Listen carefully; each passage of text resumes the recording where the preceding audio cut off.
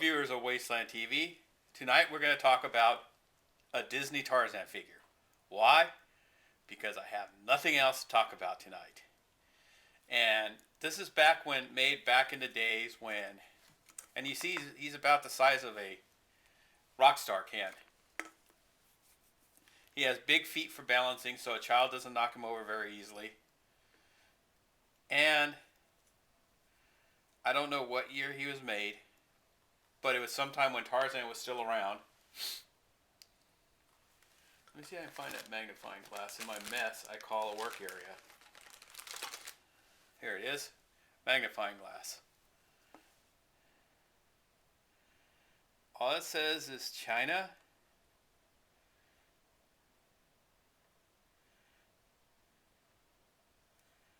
Oh, they made it so small. Disney. Wow, this is from the Disney park. So it's really hard to say. But I've got Aladdin like this too, somewhere.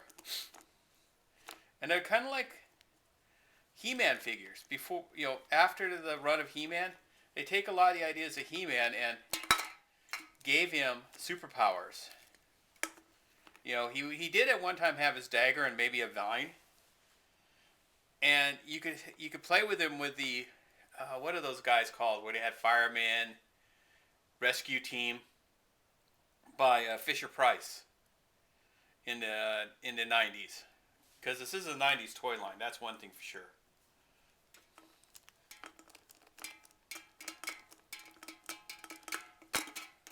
I'm not really thinking of it right now, but I really like the way this Tarzan figure is. He's good, durable.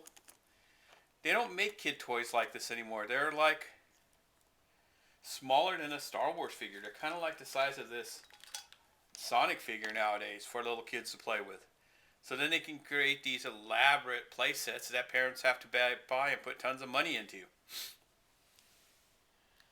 And you're going, wow. And it's like, these are fun, but in the 90s, as a 90 kid growing up, which I wasn't, did they really have the room to imagine, or did they just have a plethora of interesting and cool looking figures? And so they were inundated with so many figures that they never got to imagine and really enjoy the toys they bought. And were they inundated by then with the idea of you collect. You're not supposed to play with it. You're supposed to keep it mint. It's really hard to say because that era was so... How would you describe it? Filled with ideas of gold digging, of investments, of being the first to treasure hunt something that no one else had and making a killing on it before everyone else can. And then creating speculation that toys are going to be valuable, comics are going to be valuable, because this is at the same time baseball cards were in vogue. And so these are relatively cheap to pick up. I picked this up years ago at a flea market like I did with Aladdin. And I'm not sure which other characters came in the set. I think Peter Pan and Hercules, Captain Hook, were a few of them I know off the top of my head. But this is kind of interesting, is that this archaeology of old action figures that you find here and there and you wonder where they came from is always quite fun. If you have more information about this figure, I would like to put it in the comment boxes. Let me know if you had other ones and you played with them and what you thought of them. But until next time, this is the Sounding Board, signing off.